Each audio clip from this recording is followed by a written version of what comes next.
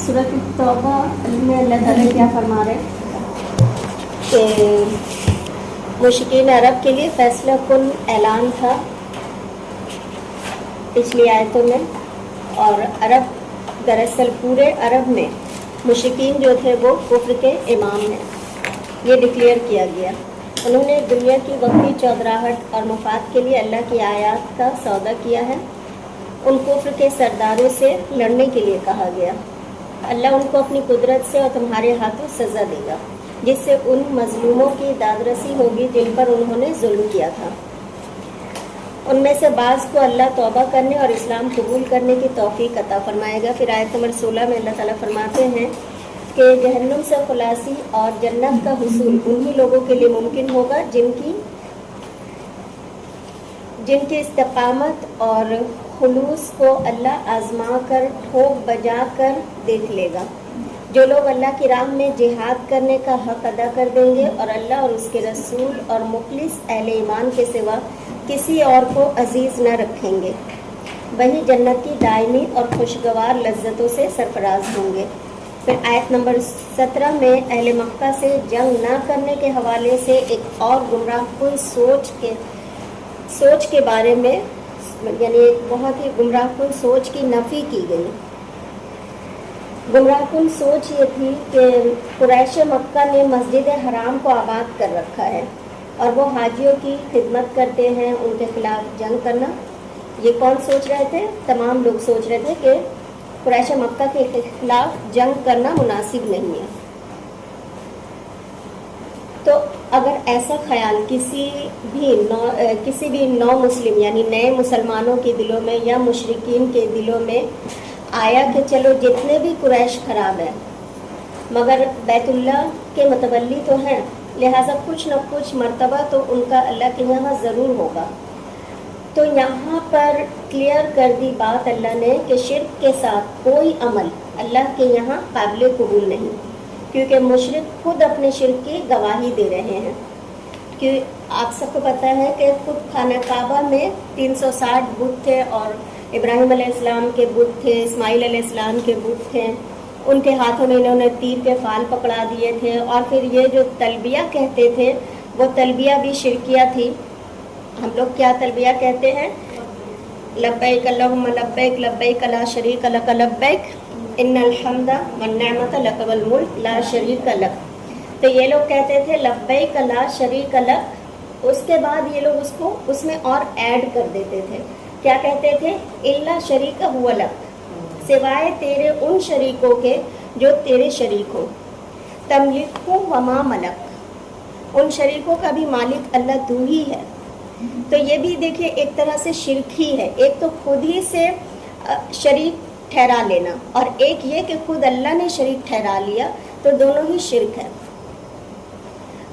और ये भी कहना कि अल्लाह ने खुद इन हस्तियों को ये ताकत दे दी है कि वो अल्लाह के फ़ैसलों में जो है शरीक हो सकते हैं। तो अल्लाह ताला ने एकदम क्लियर कट कह दिया कि ये मुशरिक जो है अब अरब में नहीं रह सकते हैं।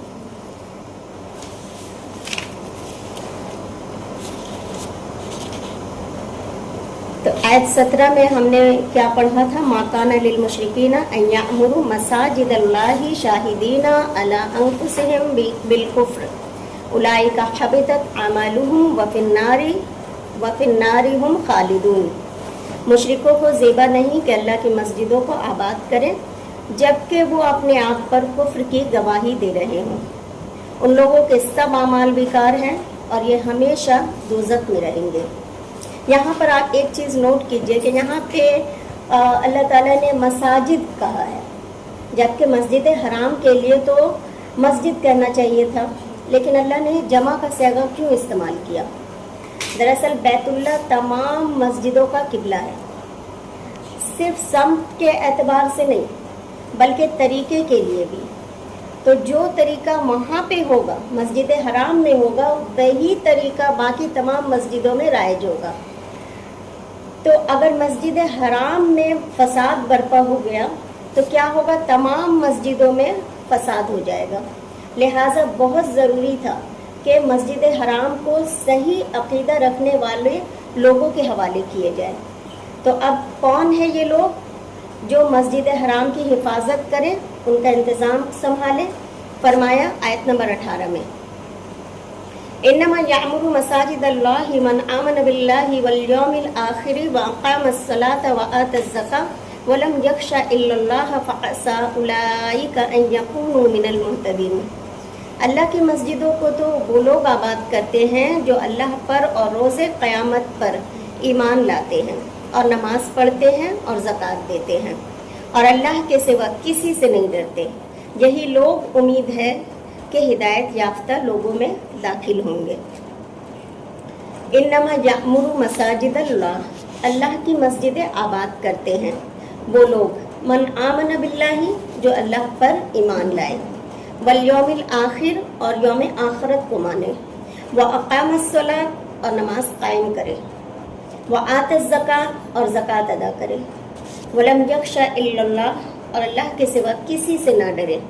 پیچھے محبت کی بات تھی، یہاں ڈر کی بات ہے۔ تو ایمان کب مکمل ہوتا ہے؟ جب انسان کا خوف اور محبت سب کچھ اللہ سے وابستہ ہو جائے۔ تو آبادی مسجد کے شرائط میں سب سے پہلے ایمان ہے، پھر جان کی قربانی، یعنی عملی کام کیا ہے؟ نماز، مالی عبادت زکوٰۃ، اور خاص طور پر ان سب چیزوں کے ساتھ وَلَمْ يَخْشَ إِلَّا اللَّهِ، اللہ کا ڈر، یعنی خاص طور پر اللہ کی خشیت۔ ایک ہوتا ہے نا خوف اور ایک ہوتا ہے خشیت۔ خشیت کون سا ڈر ہوتا ہے؟ کسی کی بڑائی کی وجہ سے ڈرنا۔ تو پھر معنی کیا ہوا کہ وہ اللہ کو بڑا مان کر خود کو چھوٹا مانے۔ بعض لوگ اللہ کو بڑا کہتے ہیں لیکن خود کو چھوٹا کرنے کے لیے تیار نہیں ہوتے۔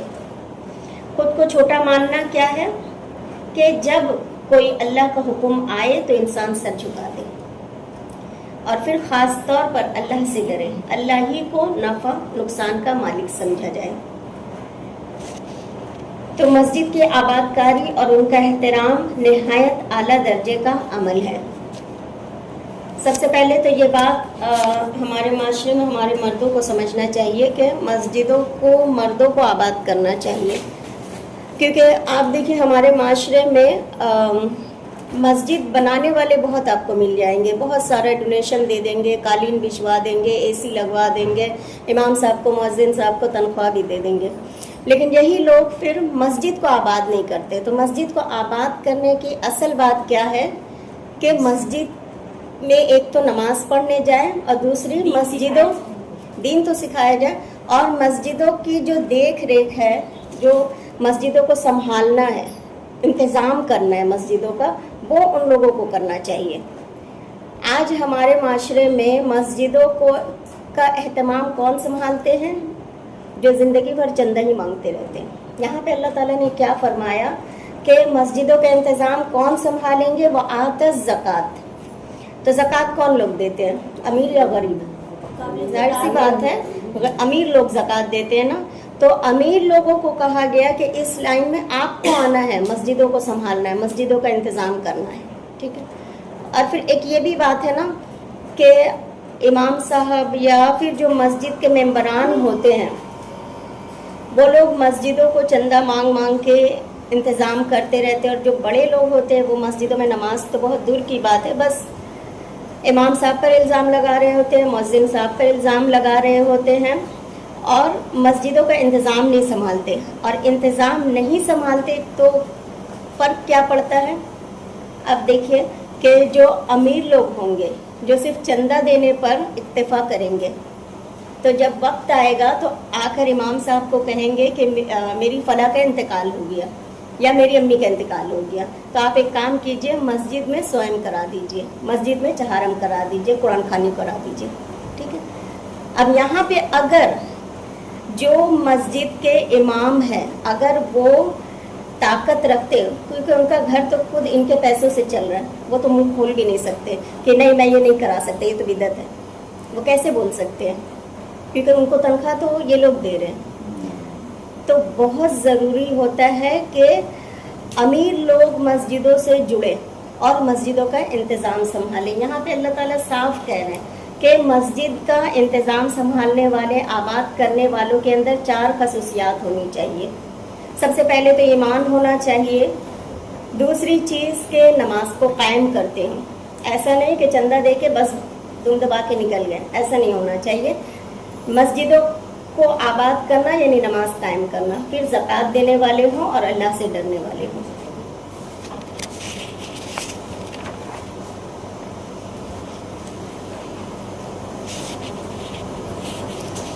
अबू हुरैरा रज़ियल्लाहु अन्हु कहते हैं कि आप सल्लल्लाहु अलैहि वसल्लम ने फरमाया, फरिश्ते उस शख्स के लिए दुआ करते रहते हैं जो नमाज पढ़ने के बाद मस्जिद में अपनी नमाज की जगह पर बैठा रहे जब तक उसको हज की ज़रूरत ना हो, यानी शाबिया ये ना लगे, तब तक वो मस्जिद से ना निकले नमाज पढ़ने के बाद। और आज हमारी मस्जिदों का हाल देखिए, ऐसा लगता है कि सलाम फेरते और भाग जाते हैं लोग।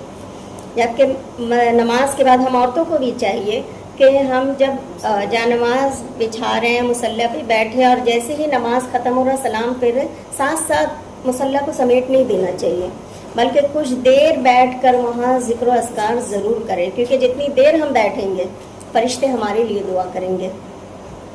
और क्या दुआ करते हैं फरिश्ते? या अल्लाह उसको बख्श दे, या अल्लाह उस पर रहम फरमा। आप जितनी देर बैठेंगे उतनी देर फरिश्ते आपके लिए दुआ करेंगे। एक मतलब ऐसे ही हुआ था कि कुछ आदमी जो है बहुत दूर से आ रहे थे मस्जिद नबवी में नमाज़ पढ़ने के लिए। तो जब वो लोग नमाज़ पढ़ चुके, मगरिब का वक्त था और मगरिब और इशा में बहुत कम फासला था, तो उन्होंने सोचा कि अब घर जाके क्या फ़ायदा, यहीं पे बैठे रहते हैं और अस्कार पढ़ते हैं। तो वो लोग बैठे हुए थे। इतने में क्या हुआ, थोड़ी देर बाद रसूलुल्लाह सल्लल्लाहु अलैहि वसल्लम दौड़ते दौड़ते वहाँ आए और फरमाया कि तुम्हें पता है मेरे पास जिब्राइल आए थे और वो तुम्हारे बारे में फरिश्तों के सामने अल्लाह ताला तारीफ़ कर रहे थे तुम्हारा, तो मैं यहाँ तुम तक ये खबर देने के लिए आ गया कि तुम यहाँ अल्लाह का जिक्र करें, वहाँ अल्लाह तुम्हारे बारे में फरिश्तों को कह रहे। तो कितनी अहमियत है कि मुसल्ले में बैठे रहना यानी ज़िक्र अस्कार करना, इससे हमें नवाफिल की अहमियत का अंदाज़ा होता है। और ज़िक्र अस्कार को हर हाल में सुबह शाम का हमें अपना मामूल बनाना चाहिए। उसके बाद अल्लाह ताला फरमाते हैं फ़असा उलाइका अन यकूनु मिनल मुहतदीन। तो उम्मीद है, ये असा का लफ्ज़ जो है ना बहुत खूबसूरत है, यहाँ पर देखिए, तो उम्मीद है कि ये लोग हिदायत याफ्ता होंगे। अबू हुरैरा रज़ियल्लाहु अन्हु से रिवायत है कि आप सल्लल्लाहु अलैहि वसल्लम ने फरमाया, 7 लोग जब कोई साया ना होगा तो अल्लाह ताला उस दिन अपने साये में रखेगा, और उनमें एक शख्स वो होगा जिसका दिल मस्जिद में अटका होगा, यानी मुअल्लक रहता होगा। नमाज का शौक, एक नमाज के बाद दूसरी नमाज की फिक्र, यानी इंतज़ार करना कि ज़ोहर हो गया बसर पढ़ना है। यानी कहीं भी हमें चाहिए, हम कहीं भी चले जाएं, हम औरतें हो या मर्द, जाकर सबसे पहले हमें क्या ढूंढना चाहिए? मर्दों को तो सबसे पहले चाहिए कि वहाँ मस्जिद ढूंढें कि मस्जिद कहाँ है। तो ऐसे ही लोग उम्मीद है कि हिदायत पाने वाले हैं, क्योंकि मस्जिद हिदायत का मरकज़ है। तो यहाँ मस्जिद की तौलियत, उनका इंतज़ाम किसका काम है? जिनमें 4 बातें पाई जाती हैं। नंबर 1, अल्लाह और रोज़े आखिरत पर ईमान, ईमान की ज़ाहिरी शहादत के तौर पर नमाज का क़याम और ज़कात की अदायगी, और अल्लाह के सिवा किसी से ना डरना। अल्लाह के सिवा दूसरे देवी देवता, बुज़ुर्ग, फरिश्तों या सितारों या बुज़ुर्गों की अरवाह के मुतल्लिक ये गुमान रखना कि अगर मैंने ऐसा कर दिया तो ये नाराज़ हो जाएंगे, हमें कोई नुकसान पहुंच सकता है। तो इसी बिना पर लोग क्या करते हैं कि इन तमाम शरीकों के लिए नज़र नियाज पेश करते हैं कि कोई हमसे नाराज़ ना हो जाए, और मन्नतें भी मानते हैं। तो किसी ईमानदार का काम ये नहीं हो सकता है।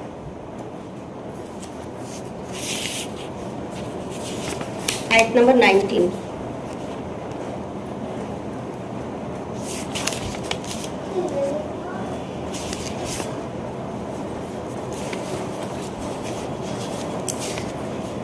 اجعلتم سقایۃ الحاج وعمارۃ المسجد الحرام کمن آمن باللہ والیوم الآخر وجاہد فی سبیل اللہ لا یستوون عند اللہ واللہ لا یہدی القوم الظالمین۔ کیا تم نے حاجیوں کو پانی پلانا اور مسجد محترم یعنی خانہ کعبہ کو آباد کرنا اس شخص کے اعمال جیسا خیال کیا ہے جو اللہ اور روز آخرت پر ایمان رکھتا ہے اور اللہ کی راہ میں جہاد کرتا ہے؟ یہ لوگ اللہ کے نزدیک برابر نہیں ہیں اور اللہ ظالم لوگوں کو ہدایت نہیں دیا کرتا۔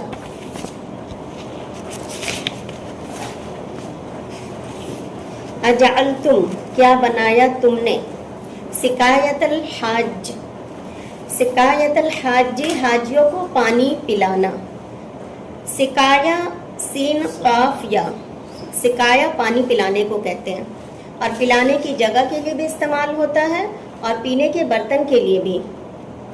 اجعلتم سقایۃ الحاج کیا بنا لیا تم نے حاجیوں کو پانی پلانا، وعمارۃ المسجد الحرام اور مسجد حرام کو آباد رکھنے کو، کمن آمنا اس شخص کی طرح، یعنی یہ کام تم نے اس شخص کی طرح سمجھا، آمنا جو ایمان لایا، باللہ اللہ پر، والیوم الآخر اور یوم آخرت پر، وجاہد فی سبیل اللہ اور اس نے جہاد کیا اللہ کے راستے میں۔ کیا فرما رہے ہیں اللہ تعالیٰ کہ کیا تم نے حاجیوں کو پانی پلانے اور مسجد حرام کو آباد رکھنے کو برابر کر دیا ہے اس شخص کے اعمال کے جو ایمان لایا اللہ پر اور یوم آخرت پر اور اس نے جہاد کیا اللہ کی راہ میں؟ اس آیت کا دراصل ایک شان نزول ہے، اور وہ شان نزول یہ ہے کہ مفسرین کہتے ہیں شان نزول کے بارے میں کہ مشرکین مکہ اس بات پر بہت غرور اور فخر کیا کرتے تھے کہ ہم بیت اللہ کے مجاور ہیں اور مسجد حرام کے متولی اور اس عمارت کی حفاظت اور ترقی کے ہم ذمہ دار ہیں۔ آپ سب کو یاد ہوگا کہ حضرت عباس رضی اللہ عنہ، اصل میں یہ بات کہہ رہے ہیں حضرت عبداللہ ابن عباس رضی اللہ عنہ، وہ کہتے ہیں کہ میرے والد حضرت عباس رضی اللہ عنہ جب جنگ بدر میں قیدی بن کر آئے تھے، تو مشرکین کی طرف سے آئے تھے نا لڑنے کے لیے، واللہ عالم، ہاں اللہ کے رسول صلی اللہ علیہ وسلم کے چچا تھے، تو جب یہاں آئے تو مسلمان اس طرح کہتے تھے، مطلب مشرکین کے بارے میں جب مسلمان کہتے تو ایک دن حضرت عباس رضی اللہ عنہ کہتے ہیں کہ اس وقت حضرت عباس رضی اللہ عنہ نے ایمان قبول نہیں کیا تھا، ٹھیک ہے، وہ جنگ بدر میں گرفتار ہوئے تھے، تو جب ان کو شرک سے آر دلائی گئی تو انہوں نے جواب دیا کہ تم لوگ صرف ہماری برائیاں دیکھتے ہو، یعنی ہماری برائیاں بیان کرتے ہو اور ہماری بھلائیوں کا ذکر نہیں کرتے ہو، کیا تمہیں معلوم نہیں کہ ہم لوگ بیت اللہ اور مسجد حرام کو آباد رکھنے، اس کا انتظام کرنے اور حجاج اکرام کو پانی پلانے جیسی خدمات کے بھی متولی ہیں؟ اس پر قرآن میں آیت نمبر 17 سے لے کے 19 تک آیت نازل کی اللہ تعالیٰ نے، یعنی اس بات کو وضاحت سے ارشاد فرما دیا گیا کہ کیا حاجیوں کو پانی پلانا، مسجد حرام کا انتظام کرنا اور دوسری خدمات سر انجام دینا ایمان باللہ، ایمان بالآخرہ اور جہاد فی سبیل اللہ کے برابر ہو سکتی ہے؟ ہرگز نہیں۔ اللہ کے نزدیک ایسے ایمان لانے والوں اور مجاہدین کا بہت بڑا رتبہ اور مقام ہے اور ان کے لیے جنت کی راحتیں، اللہ تعالیٰ کی رضا اور جنت کی دائمی نعمتیں ان کی منتظر ہیں جس میں وہ ہمیشہ رہیں گے۔ ایسے نجات پانے والے اور کفر و شرک میں مبتلا رہ کر اللہ کے گھر کی نگہبانی کا دعویٰ کرنے والے برابر کیسے ہو سکتے ہیں؟ لا یستوون عند اللہ، یہ برابر نہیں ہو سکتے اللہ کے نزدیک، واللہ لا یہدی قوم الظالمین، اور اللہ ایسے ظالموں کو ہدایت نہیں دیتا۔ تو یہاں فیصلہ کر دیا گیا کہ اصل چیز ظاہری اور نمائشی کام نہیں، اصل چیز تو اللہ کے راستے میں جد و جہد ہے۔ قریش حاجیوں کو پانی پلایا کرتے اور پلین پانی نہیں پلایا کرتے تھے، بلکہ اس میں کشمش اور کھجورے ڈال کر پانی پلایا کرتے تھے، اور خصوصاً حضرت عباس کے بارے میں آتا ہے کہ حضرت عباس دور جاہلیت میں بھی اور اسلام لانے کے بعد بھی اس کام کو سر انجام دیتے رہے۔ اس لیے آپ دیکھیے گا کہ جب آپ خانہ کعبہ کے پاس جو ایکسٹینشن سے پہلے جو زمزم کے پاس ایک بڑا سا کمرہ تھا جس کا نام ہی کیا تھا، سقایت العباس. تو عباس اس جگہ پر حاجیوں کو پانی پلایا کرتے تھے. یہ تو بھائی عباس ہے میم، جن کو رسول اللہ صلی اللہ علیہ وسلم کے چچا، وہ جو بولتے ہیں کہ میرے گھر میں کچھ نہیں ہے دینے کے لیے، اسی وقت ایمان لائے تھے نا، اسی بات.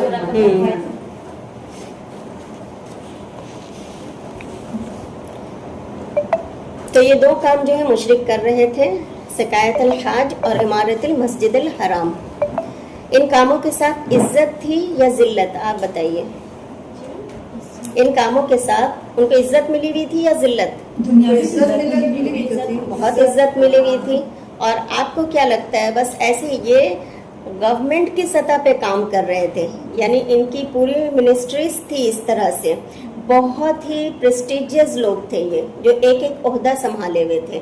تو اس آیت سے سبق کیا ملا کہ دین کی عزت کے ساتھ اگر ہمیں عزت ملتی ہے تو الحمدللہ، اور دین کی بے عزتی کے ساتھ اگر مجھے بے عزتی ملتی ہے تو بھی الحمدللہ. لیکن اگر دین رسوا ہو رہا ہے اور ہم عزت دار بنے ہوئے ہیں تو یہ نہیں اللہ سے مطلوب ہے. اللہ یہ نہیں چاہتے کہ دین کے ساتھ اگر آپ کو عزت ملتی ہے یہ تو بہت اہم ہے، لیکن اگر دین کے ساتھ رسوائی ہے اور آپ کو بھی رسوائی کا سامنا کرنا پڑ رہا ہے، اس میں بھی الحمدللہ ہے کہ اللہ کا شکر ہے کہ ہم دین کے لیے کھڑے ہیں. اصل چیز دین کے لیے کھڑے ہونا ہے. اور یہ بھی تو سبق ملتا ہے کہ جو ایمان نہیں لائیں گے تو جتنے بھی دین کا کام کریں گے تو اس میں شرک کے ساتھ کوئی عمل قابل قبول نہیں ہے. آیت نمبر 20، الذین آمنوا وہاجروا وجاہدوا فی سبیل اللہ باموالہم وانفسہم اعظم درجۃ عند اللہ واولئک هم الفائزون. جو لوگ ایمان لائے اور وطن چھوڑ گئے اور اللہ کی راہ میں مال اور جان سے جہاد کرتے رہے، اللہ کے ہاں ان کے درجے بہت بڑے ہیں اور وہی مراد کو پہنچنے والے ہیں.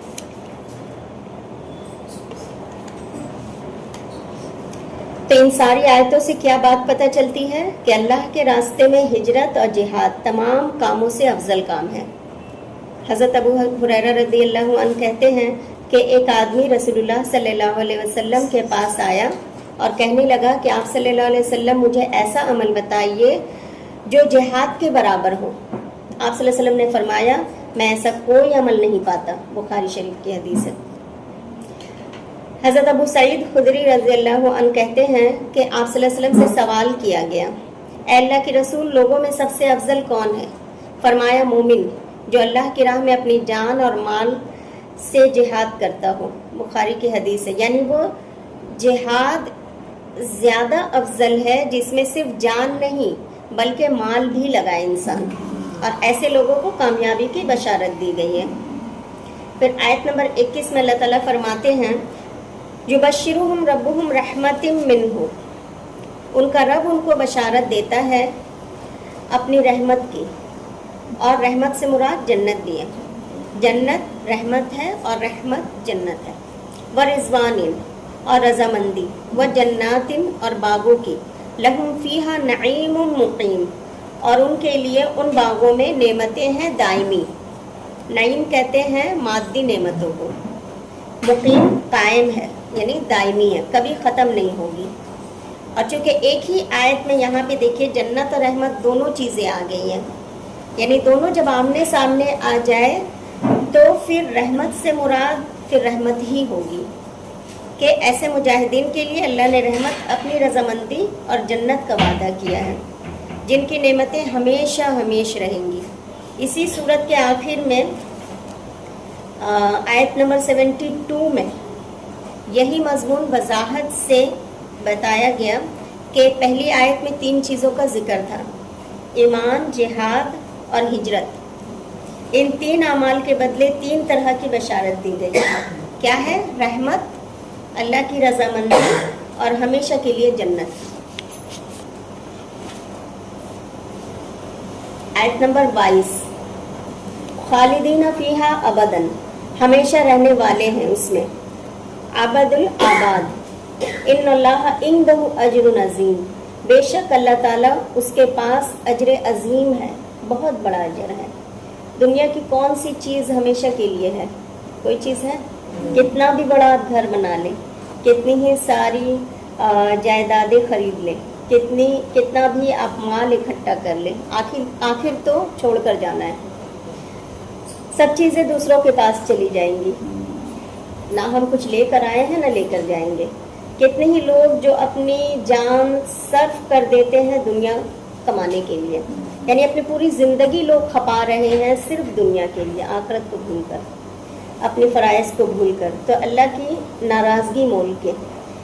لیکن اس ساری محنت کا خود اس کو اپنی ذات کا, آپ دیکھیے اگر ہم دنیا میں اپنی پوری محنت صلاحیت لگا دیں لیکن میری اپنی ذات کا کوئی فائدہ نہیں ہے, کیونکہ ہم جو بھی کریں گے وہ چھوڑ کے جانے کے لیے کریں گے. جب اصل چالاک انسان وہی ہے کہ وہ آخرت کی تیاری کے لیے اپنا وقت لگائے, یعنی اصل کامیاب تو وہ ہے جس کا کل اچھا ہو جائے, جس پر اللہ اپنی رحمت اپنی رضا سے نواز دے, جس کو ہمیشہ ہمیش کی جنت عطا کر دے. لیکن یہ تینوں چیزیں پانے کی شرط کیا ہے؟ اللہ کے راستے میں اپنی جان اور مال دونوں لگاؤ, یعنی کامیابی انہی کے لیے ہے.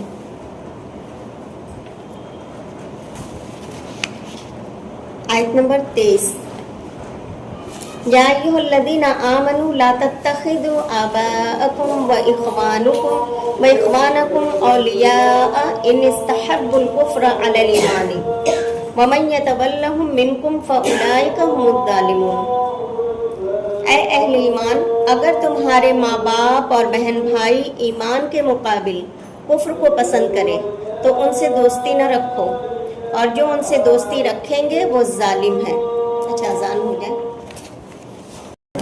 یا ایھا الذین آمنوا, اے لوگوں جو ایمان لائے ہو, لا تتخذوا, نہ تم بناؤ, آباءکم, اپنے باپوں کو, آبا اب کی جمع ہے, باپ اور باپ کا باپ اوپر تک چلا جاتا ہے, چچا وغیرہ کے لیے بھی آبا آتے ہیں. واخوانکم, اور اپنے بھائیوں کو, اولیاء, دوست, ان استحب الکفر, اگر وہ پسند کرے کفر کو, علی الایمان, ایمان پر. استحب کا لفظ جو ہے یہ حب سے ہے, حبابا, حب, حب کہتے ہیں محبت کو. ان استحب, اگر دوست رکھے, ترجیح دے, الکفر, کفر کو, علی الایمان, ایمان پر, یعنی تمہارے خونی رشتے چاہے باپ ہو یا بھائی ہو جنہیں انسان بہت چاہتا ہے, یا بیٹا ہو, اگر وہ کفر کو زیادہ پسند کرتے ہیں ایمان کی نسبت, تو پھر تم ان سے قریبی دوستی نہیں بنا سکتے, ورنہ ایمان مکمل نہیں ہوگا. اس سلسلے میں کوئی ایک حدیث کسی کو یاد ہے؟ ایمان مکمل کرنے کے لیے کوئی حدیث؟ اچھا اینڈ میں بتا دیں گے.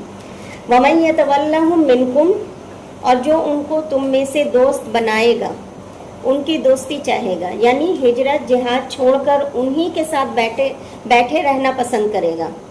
فَأُولَئِكَ هُمُ الظَّالِمُونَ, تو یہی لوگ دراصل ظالم ہیں.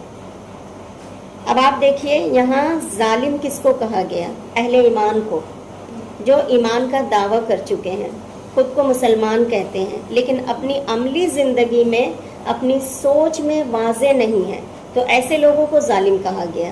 اور ظلم کی ڈیفینیشن کیا ہے؟ کسی چیز کو اس کی جگہ سے ہٹا دینا. تو دوستی کا بھی ایک مقام ہے. اگر ماں باپ کی محبت اللہ رسول کی محبت سے بڑھ جائے تو یہی ظلم ہے کہ انسان ان کی خاطر اللہ رسول کو چھوڑ دے. جبکہ دیکھیے کہ اسلام میں ماں باپ کی محبت کو دین میں بہت زیادہ کہا گیا ہے, بار بار کہا گیا ہے قرآن و حدیث میں, لیکن سب سے پہلے اللہ, رسول اور جہاد فی سبیل اللہ, ان تین چیز کے بعد دنیا کی کوئی بھی محبت آنی چاہیے. جو اب ہم آیت پڑھیں گے تو اس صورت میں ایک ایسی آیت ہے جو کہ رونگٹے کھڑے کر دینے والی ہے. اس کو تھوڑا سا اس آیت نمبر 24 کے لیے ہم تھوڑا سمجھ لیتے ہیں کہ 8 ہجری میں مکہ فتح ہوا, اور اس کے بعد کیا ہوا تھا؟ اعلان برات ہوا. اور ابھی تک بھی مکہ میں کچھ لوگ موجود تھے اور ملے جلے حالات تھے ان کے. تو اعلان برات کے بعد ہر چیز کو واضح کر دیا کہ اب یا تو ادھر ہو جاؤ یا ادھر ہو جاؤ، اور اپنے عمل سے ثبوت دو اپنے ایمان کا. یعنی مسلمانوں کو بھی کہہ دیا گیا. تو اب وہ آیت آ رہی ہے، آیت نمبر 24، جو اس موضوع پر قرآن کریم کی اہم ترین آیات ہیں.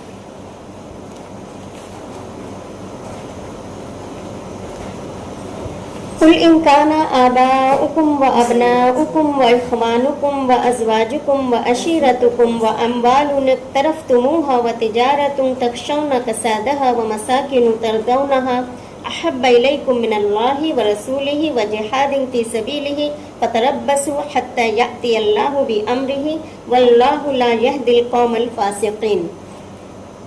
کہہ دو کہ اگر تمہارے باپ اور تمہارے بیٹے اور بھائی اور عورتیں اور خاندان کے آدمی اور مال جو تم کماتے ہو اور تجارت جس کے بند ہونے سے ڈرتے ہو اور مکانات جن کو تم بہت پسند کرتے ہو اللہ اور اس کے رسول اور اللہ کی راہ میں جہاد کرنے سے تمہیں زیادہ عزیز ہو تو ٹھہرے رہو یہاں تک کہ اللہ اپنا حکم یعنی عذاب بھیجے، اور اللہ نافرمان لوگوں کو ہدایت نہیں دیا کرتا.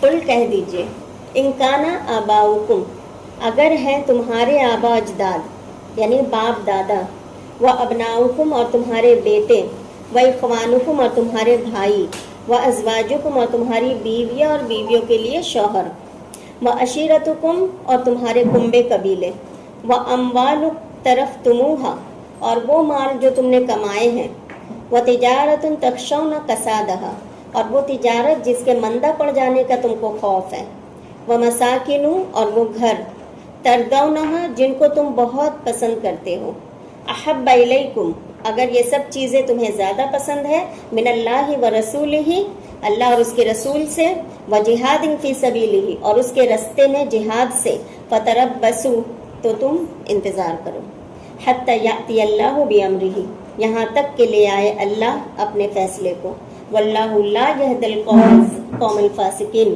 اور اللہ فاسق قوم کو ہدایت نہیں دیا کرتا.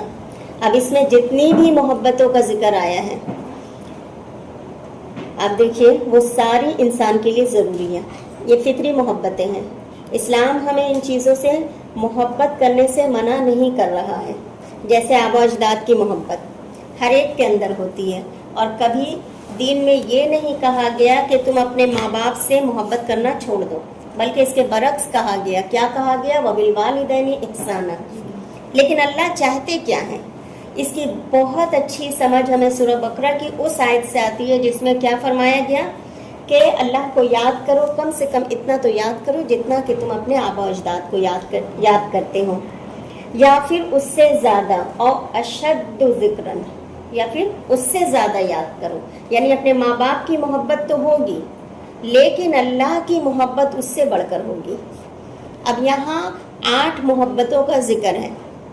سب سے پہلے باپ دادا، باپ دادا پردادا یہ کہاں چلے جاتے ہیں؟ اس کو کیا کہتے ہیں؟ اصول. پھر بیٹے یعنی فروع، پھر حواشی. حواشی کون ہوتے ہیں؟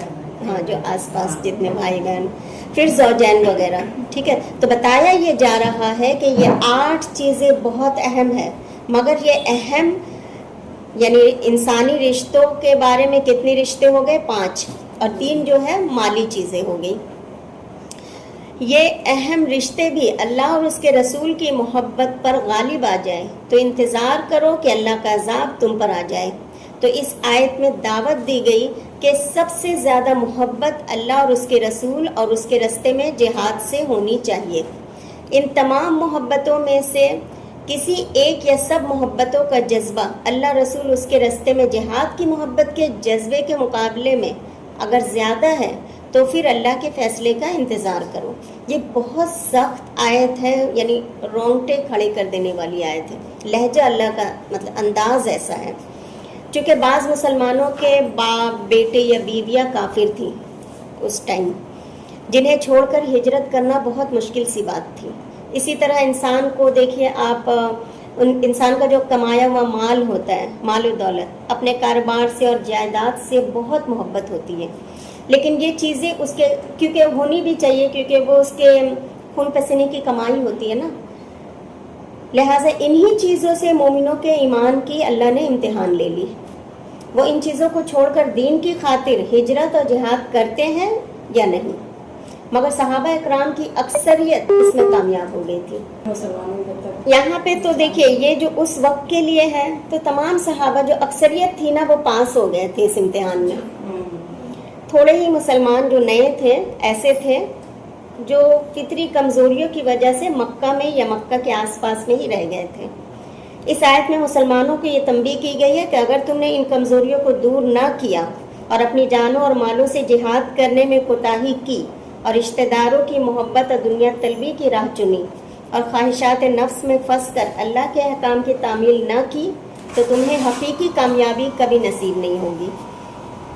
اور حدیث میں آتا ہے کہ اگر تم جہاد چھوڑ دو گے تو اللہ تم پر ایسی ذلت مسلط کر دے گا جس سے تم کبھی نکل نہ سکو گے۔ ابن ماجہ کی حدیث ہے۔ نبی صلی اللہ علیہ وسلم کے پاس حضرت عمر آئے رضی اللہ عنہ اور کہا، اے اللہ کے رسول، آپ مجھے ہر چیز سے پیارے ہیں سوائے اپنی جان کے۔ فرمایا، عمر تم مومن نہیں ہو سکتے جب تک کہ میں تمہیں تمہاری جان سے بھی پیارا نہ ہو جاؤں۔ تو اس پر حضرت عمر نے ایک پاؤز لیا چند لمحوں کے لیے، پھر کہا کہ اللہ کے رسول، آپ مجھے اپنی جان سے بھی زیادہ پیارے ہیں۔ یعنی یہ صرف حضرت عمر کے لیے نہیں ہے، یہ ہم تمام کے لیے ہے کہ اللہ رسول جہاد سب سے زیادہ عزیز ہونا چاہیے۔ تو اصل بات یہ ہے کہ جب کسی بھی چیز کی انسان کے دل میں محبت آ جاتی ہے تو اس محبت کی وجہ سے ہر قربانی آسان ہی نہیں بلکہ اچھی لگنے لگتی ہے، یعنی اس میں دل لگتا ہے۔ آپ دیکھیے اپنے محبوب کے ہر ناز اٹھانے کے لیے آپ تیار ہو جائیں گی، یعنی جو آپ کا محبوب ہوگا اس کا ناز اٹھانے میں بھی آپ کو مزہ آئے گا۔ اور اگر محبت نہ ہو تو ہر چیز بوجھ ہو جاتی ہے۔ آپ دیکھیے ایک ماں اپنے بچے سے محبت ہوتی ہے اس کو، جس کی وجہ سے وہ خود بھوکی رہ کر بچے کو کھلاتی ہے، اس کو بھوکے رہنے میں مزہ آتا ہے۔ اپنی نیند کتنی پیاری ہوتی ہے، لیکن بچے کی محبت میں اپنی نیند انسان قربان کر دیتا ہے۔ وہی لڑکیاں آپ دیکھیں جو ینگ لڑکیاں ہوتی ہیں گھر میں، اس کو اٹھا اٹھا کے آپ تھک جائیں گی، 10 بج جائے گا پھر بھی وہ نہیں اٹھیں گی، لیکن اپنے بچے کی خاطر بغیر کہے اٹھ جائیں گی جب وہ اس اسٹیج میں پہنچیں گی۔ تو وہی بات ہے کہ اگر ہمیں اللہ سے صرف محبت کا دعویٰ ہے، سچی محبت، یہ جو ہم ہر بار کہتے ہیں نا کہ ہم ہر کوئی، اگر آپ اپنے دل میں ہاتھ رکھ کے سوچیں گی تو آپ کو لگے گا کہ نہیں میں اللہ سے بہت محبت کرتی ہوں، ہر کسی کو لگے گا، کوئی یہاں ایکسیپٹ کرنے کے لیے تیار نہیں ہوں گی کہ نہیں مجھے کچھ اور بھی پسند ہے۔ وہ تو عملی زندگی میں سمجھ میں آتا ہے جب ہم اللہ کے احکام کو چھوڑ کے اپنی مرضی کرنا چاہتے ہیں، وہ ہے اصل امتحان کا وقت کہ ہم نے اللہ کے احکام کو جب پس پش ڈال دیا، اس کا مطلب ہم اللہ سے محبت نہیں کرتے۔ تو اصل چیز صرف زبانی دعویٰ نہیں ہونا چاہیے بلکہ عمل کے وقت اپنا امتحان لے لیں۔ آپ اگر اللہ سے سچی محبت ہوگی تو پھر ہم میں کچھ تبدیلیاں آئیں گی، اور وہ تبدیلیاں کیا ہوں گی کہ اللہ کا کلام پڑھنے کے لیے آپ کا دل مچلے گا، وہ بوجھ نہیں لگے گا قرآن پڑھنا آپ کو۔ کسی وقت بھی آپ کو ایسا لگے گا کہ میں وقت نکال کے تھوڑا سا اس آیت کو سمجھ لوں، اس آیت ایک شوق جگائے گا، یعنی آپ محنت کریں گی، آپ کو یہ محبت جگائے گی، تھکائے گی، پھر بھی آپ تھکیں گی نہیں۔ نماز ایسے انسان کی نماز جو ہے اس کی آنکھوں کی ٹھنڈک بن جاتی ہے، یعنی ایک نماز کے بعد دوسری نماز کی چاہت ہو جائے گی دل میں۔ اللہ کے راستے میں اپنا مال خرچ کرنا اس کو سکون بخشے گا۔ یہ ہے اللہ کی محبت کی نشانیاں۔ آخر میں کیا فرمایا گیا؟ واللہ لا یہدی القوم الفاسقین۔ یہ بہت سخت الفاظ ہیں اس اعتبار سے کہ یہ بات فاسقوں کو نہیں سمجھ آئے گی۔ یہی وجہ ہے کہ آج مسلمانوں کو یہ بات سمجھ نہیں آتی۔ کسی بھی محفل میں آپ اللہ رسول کی محبتوں کی باتیں کریں یا پھر جہاد کی، तो लोग क्या कहेंगे, ये तो लेकर बैठ जाती है, इनका मकसद तो बस ये है कि सब कुछ लुटा दो अल्लाह रसूल के लिए, यही है ना। क्योंकि उस दौर में देखिए अल्लाह ने क्या कहा कि फासिकीन जो है, फासिक और मुस्लिमीन, मुनाफिकीन और फासिकीन की अलग अलग पहचान थी, लेकिन आज के दौर में सब मर्ज हो गए, सब मुसलमान बन गए, चाहे वो फासिकीन हो या मुनाफिकीन हो। तो दुनिया की हर चीज़ को हम सबको उतना ही वक्त देना चाहिए। बार बार हर इसमें हम ये आयत पढ़ते हैं कि अल्लाह याद दिला रहे हैं कि मर के जाना है, एक दिन आखिरत की तरफ कूच करना है हमको। तो उसके लिए सबसे पहले हमें सिर्फ कुरान पढ़ लेने से मकसद पूरा नहीं होगा, हमें सोचना है, गौर व फिक्र करना है कि दुनिया की हर चीज़ को हम उतना ही वक्त दें जितनी उसकी ज़रूरत है, और अपना ज़्यादातर वक्त फारिग करें अपनी आखिरत की तैयारी के लिए। हम औरतों को अपने घरों से बहुत मोहब्बत होती है। आप देखिए, जिसकी वजह से हमारा पूरा दिन जो है वो सर्फ हो जाता है घर में। हर रोज़ सवेरे हम उठते हैं और एक रूटीन लाइफ हम गुजारते हैं। रोज़ाना डस्टिंग होगी, रोज़ाना शीशे चमकानी है, रोज़ाना चम्मच, प्लेट, छुरी पूरा चमका के रख देना है। रात होते होते किचन में जाइए, काम ख़त्म नहीं होगा, हर तरफ वो आई नहीं ना, वो कहती है कि जब मैं किचन में जाती हूँ मुझे ये कहता है मैं भी हूँ, मुझे भी करो, मुझे भी करो। मुझे उनकी बात याद आ जाती है। सही है ये कि ऐसा लगता है कि काम आपको आवाज़ दे रहा है। आप सोते सोते सब कुछ क्लीन करके सोना चाहते, हर चीज़ कैबिनेट के अंदर जाएगा। फिर दूसरा दिन क्या होगा, फिर कैबिनेट से सब कुछ निकल जाएगा, गिलास भी, प्याला भी, हर कुछ फिर समेटना है। इतना कीमती वक्त, हम जिन चीज़ों में हम वक्त को बचा सकते हैं वहाँ हमें अपना वक्त बचा लेना चाहिए। ये प्लेट, प्याला, छुरी, चम्मच कुछ काम आने वाला नहीं है हमारी ज़िंदगी में। हमारी ज़िंदगी में अपना वक्त जो है ना, ये सबसे कीमती सरमाया है जो कि बर्फ़ की तरह पिघल रहा है। तो हमें अपने वक्त को बचाना चाहिए, क्योंकि ये मैं सब औरतों के लिए नहीं कह रही हूँ, बहुत सारी औरतों को काम का फोबिया होता है, उन औरतों के लिए कह रही हूँ, वरना बहुत ज़्यादा तो काम चोरी होती है। सब ऐसे नहीं होती है, क्योंकि देखिए सफाई का आधा ईमान है, इसमें तो कोई एतराज़ नहीं है कि सफाई होनी चाहिए, लेकिन बहुत ज़्यादा फोबिया ये नहीं होना चाहिए। तो अपना वक्त बचाना चाहिए, 24 घंटे में अल्लाह के लिए वक्त ज़रूर निकालें। क्योंकि देखिए जो औरतें जॉब्स करती हैं वो भी तो कंप्रोमाइज़ कर रही है ना अपने घर के कामों का। तो हमें अपना वक्त बचाना चाहिए, कंप्रोमाइज़ करना चाहिए अल्लाह के लिए, अल्लाह रसूल की मोहब्बत में।